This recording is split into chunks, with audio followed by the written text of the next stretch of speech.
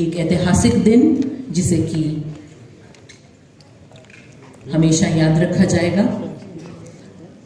श्री शिवदेश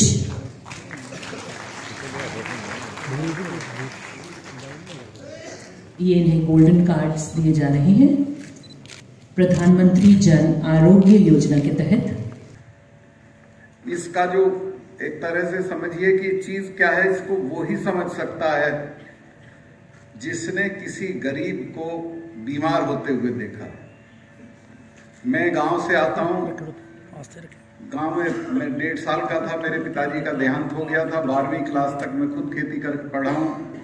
मैंने ऐसे दसियों घर देखे हैं कि जिनके बीमारी में मकान बिक गए, जमीनें बिक गई।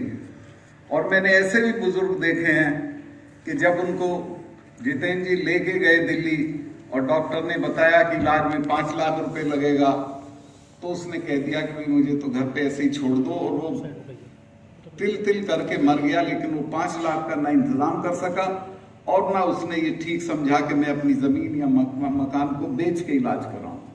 इतनी बेचारगी में था हिंदुस्तान का आदमी कि उसके पास अपनी जिंदगी को खरीदने का जरिया नहीं होता था, लिहाजा वो मौत को गले लगा लेता था।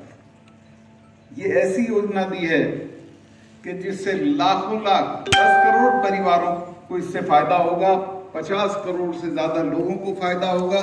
हमारे यहाँ 31 लाख लोगों को फायदा होगा। ये बहुत बड़ी चीज है।